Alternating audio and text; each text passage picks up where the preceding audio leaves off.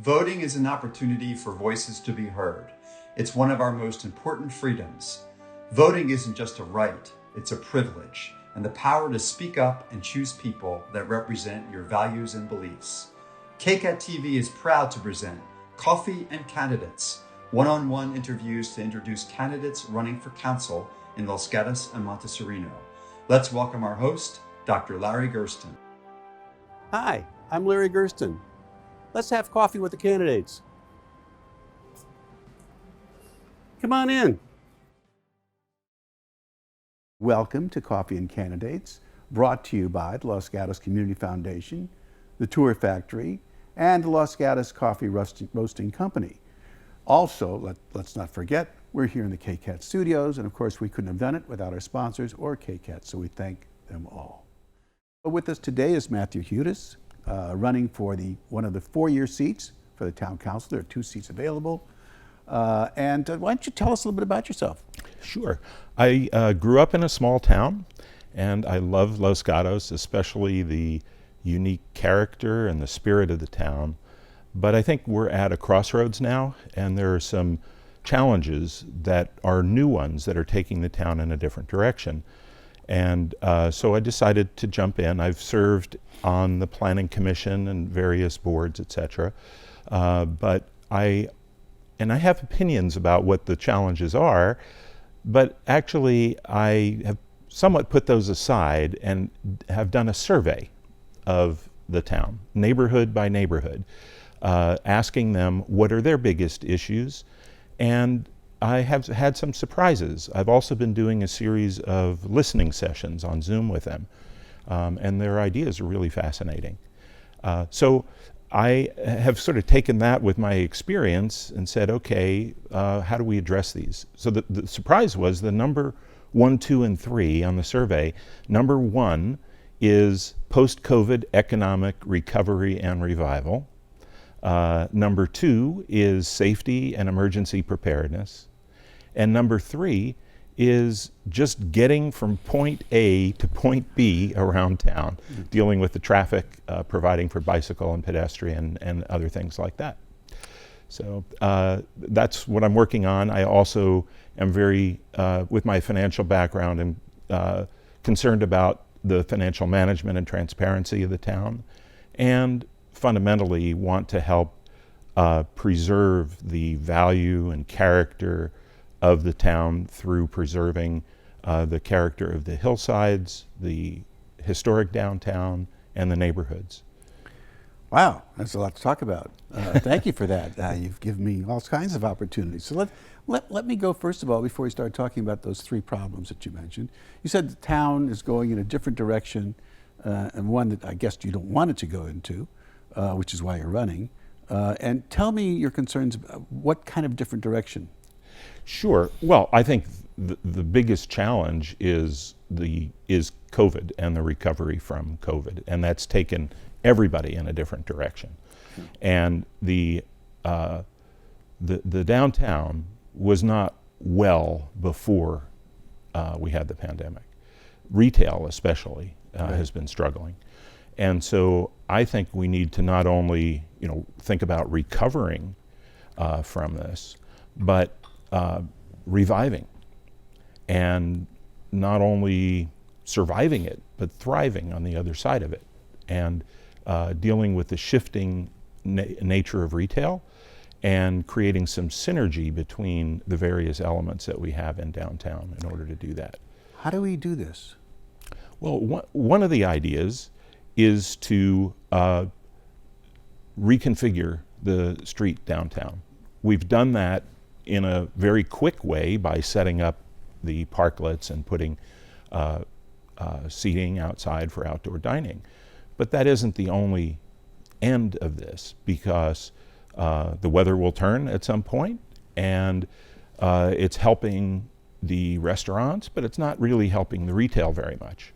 So I think we need to do a study of the way the downtown traffic flow is. I know we tried an experiment last year, but I think we really need to do a thoughtful plan for the downtown, perhaps reconfiguring or looking at other ways to do that. There was also a parking study that was done. And so I think it's called the Dixon Report. And it doesn't necessarily emphasize building a parking structure, but it emphasizes other techniques to make people aware of where parking exists. So right now you have people from outside of town coming to our wonderful downtown and seeing all the parking taken by parklets. As the economy improves, they're going to just keep on driving. And so it would be wise to accelerate some of the suggestions in the Dixon Report, I think, to have people know where parking is available, like next to the post office or in the lots that are off. And people don't necessarily know about that, so that could be done. The banks, the banks that are closed during the weekends, to me, that seems like such a logical idea. But what keeps us from doing something like that? What do you mean, closing? Allowing cars to park in those lots? Oh, yeah, no, absolutely. I think we need to be creative about the public and the private lots, and I think that there's opportunity to just make the town more accessible for people. And so it's a wonderful downtown. It's a treasure. There is none other like it, really.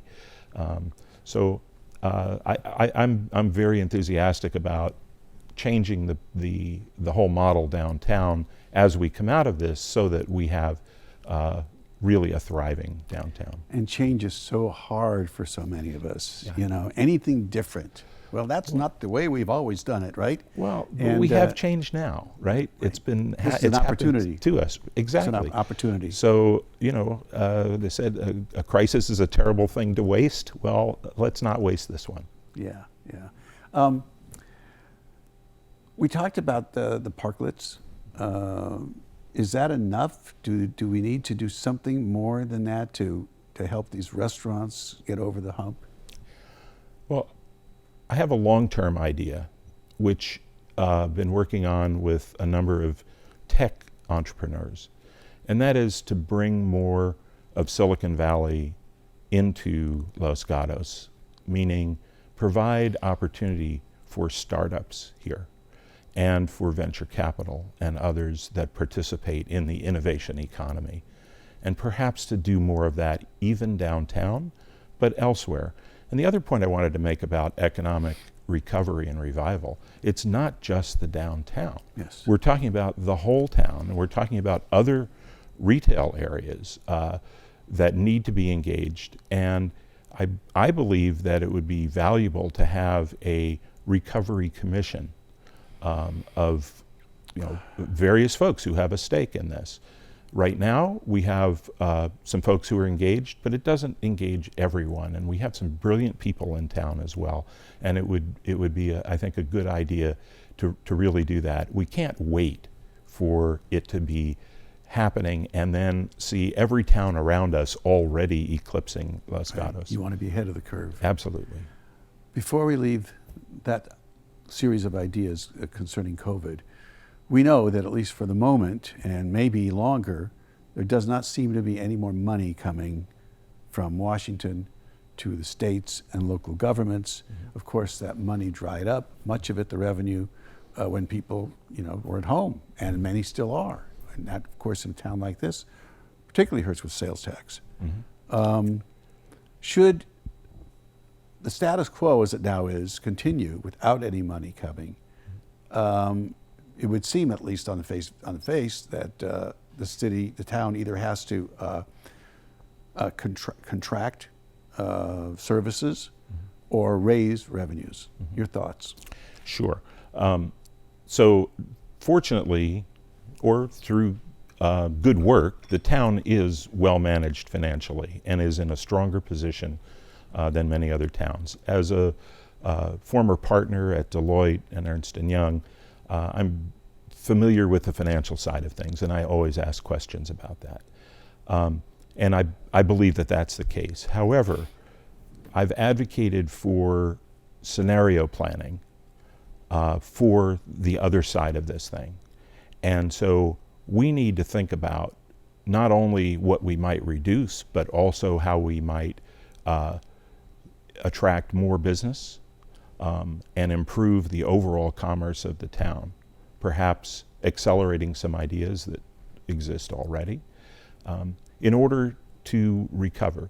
But I think we need to plan ahead. We don't want to be caught with a budget deficit and having to make decisions as a council member on the fly in a very short period of time. So I've advocated for serious financial planning and scenario planning, looking at different ways that this may be unfolding and the financial impacts that might be associated with it. By the way, just one other thing about that. I think we have some brilliant people in town on our finance committee, and I think we need to more fully engage them in coming up with some of these ideas. They are some very deeply experienced people who have been through all kinds of things, and they have some ideas as well, and I think that it would be wise to use them more effectively. We're going to get some of these ideas in a couple of minutes, but first we're going to turn to Sharon Childs, the head of the Los Gatos Community Foundation, for a few thoughts from her. Sharon? Thanks, Larry. Hi, I'm Sharon Childs, Los Gatos Community Foundation president. I'm here in Oak Meadow Park by a historic bandstand gazebo where our history started in 1991. We fund local nonprofits for projects that they do to enhance our community. We also give out community service scholarships to our seniors at our 3 local high schools. The Los Gatos Community Foundation is proud to be sponsoring this Coffee and Candidates series. Thank you, Sharon. We're here with Matthew Hudes, a candidate for the 4-year seat on the Los Gatos Town Council, having a nice discussion about his ideas should he get elected to the Town Council. So you're talking about creative means to get more business, and which of course would enhance revenues. That solves the problem without raising taxes or letting people go, et cetera, et cetera. Wonderful. What about the permitting process? Some people have complained about that in the past. Is that onerous? Should it in some way be relaxed a little bit with the times? Or do we have to have certain standards, and by golly, that's the way it's going to be? Well, in campaigning, I've spoken with probably 30 or 40 business owners of all different types of businesses. Yeah. And it's been pretty consistent that they feel that it is more difficult to do business here. And so I think we should take a look. As a planning commissioner, I'm always asking the question, how do we benchmark against other communities? We're not alone here, and businesses choose to locate here versus Willow Glen versus downtown San Jose. And so we need to know where we stand. And so that's what I would suggest. I don't think we should be necessarily higher, but I also think we have some unique characteristics of our town that really are valuable. And when people know about it, where else can you have an environment with a historic downtown with restaurants and cafes and be able to jump on the Los Gatos Trail and go for a run? Yeah. It's really unique. And so we need to market it, but I also think we need to think a little bit broader about who we're trying to bring into downtown and think about some different uses in downtown, and then also think about that in some other areas. So we have retail that's challenged on the boulevard. We have office buildings that may or may not be occupied because of the shift in the way people are working. Yeah.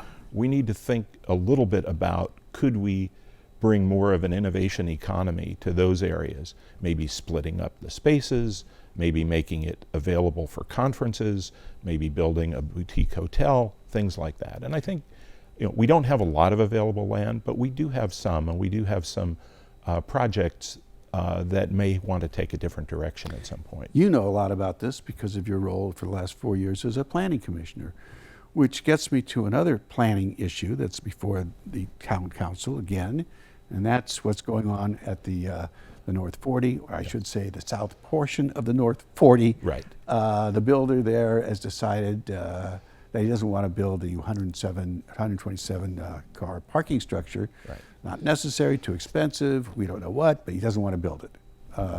Your thoughts about that? Okay, so I have to tell you that is still an active matter in front of the Planning Commission, and it will be on the 23rd, we'll be considering it again. Okay. So I am not permitted by the Brown Act and by the town's policies to comment on an active project. Can you say how you voted the last time the issue came up before you? That should be a public Absolutely. question, right? So actually going back to my early days in getting involved in land use in town, I felt that the North 40 needed to be of value to the entire town, that there could be synergies with the downtown. There could be transit improvements. Unfortunately, we didn't get that. And so I consistently opposed some of the applications and tried to make suggestions for ways that it could benefit the town better. I was the chair of the North 40 specific plan, where we drafted some objective standards for the North 40 that were ultimately not adopted by the council. And so I think there's more that we can do actively to have a development that will benefit the entire town, not just the developer. And also I think that there's a real danger of that development siphoning off activity and redirecting activity from the downtown, such that we start to lose the value of our downtown. But there are things that could be done to counter that, but I'm very, very active in that issue and have been really out front on it since the beginning. So let me ask you this question, which I think works. Did you vote for the final proposal that included the 127 car? No. You voted against it? Right. Okay. It came back to the council after the court, Right. but not to the planning commission.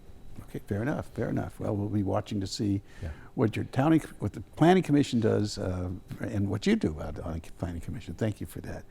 There are a couple of other things we want to get your opinion on. Of course, the two ballot measures that are on for all of us to decide. Measure A, of course, which has to deal with the reconstitution of the Finance Committee in a different way. What are your thoughts on that? Sure. Well, with my financial background, I've actually spent quite a bit of time digging into the issues of financial management and transparency. And I really believe that those processes could be improved. The budget process could really benefit from the participation of the Finance Commission or committee, whatever it ends up. Yeah. The thinking about the liability, the pension liability, the unfunded liability, could really benefit from more participation by that group. They're very smart people and experienced people, and I don't think the town is taking enough advantage of that resource, particularly as we move forward, where it's, as you said earlier, it's going to get more financially challenging. This is the 800-pound gorilla for almost every city and town. That is the financial obligations for pensions downstream. So hard to keep up with once we commit to then finding the resources downstream. Yeah. Yeah, it's tough. Let's talk about the other one, Measure B, which would be a term limits proposal. Sure. 8 years maximum, off for 2, and then if you want, come back and run again. Sure. Your thoughts about that? So actually, as with the first one, I am concerned about the fundamental issue, but I'm not going to endorse either of the initiatives or oppose either of the initiatives, because I think that in California, the initiative process is a way for people to speak directly, and I don't think it's, and particularly in that second one, it would be self-serving for me as a candidate to try to influence that either way. It's a way for the people to speak, and so I will respect that. And in the case of the Finance Committee and Commission, either way, I am very supportive of the fundamental ideas behind that initiative. There are some people who would say, if you're running for office, we want to know how you feel about this. We want to know your position about this, so that will help us decide whether we should vote for you. Do you have a feeling about that? Do you have thought about that? I think I've explained my position, but about the fundamental issue there. But like I said, I've seen the initiative process in California really get corrupted, and often the message around initiatives is not the intention of the initiative in the first place. I really encourage the voters to read the initiatives and to make a decision about them and to vote on them. But as a candidate, I won't be taking a position on either initiative. Fair enough. Do you have any other thoughts about where you want this town to go and how you might help it going forward? Sure. I have a lot of thoughts. That's good. But and it's a little challenging as a planning commissioner because you have certain boundaries that you work in, and you don't work really in the policy arena. But my first thought is that we have a really unique and wonderful place, and that we need to do what we can to make sure that that environment moves into the future. So we can't always look to the past here. We have challenges for our community in terms of the diversity of this town. It's not what it needs to be to have a healthy growth and economy. And when I say diversity, I mean not only racial diversity, but also economic diversity and cultural diversity. Right. And so I think that some things could change to improve that. We'll have to make that first thought the final thought, because the time is moving quickly on us. Always never enough time, it seems, when we get into a good discussion like this. Matthew Hudes, thank you for coming today. Thank you for giving us your thoughts. We wish you well on the trail. And for us, that'll do it for now. Take care, be safe. We'll see you next time.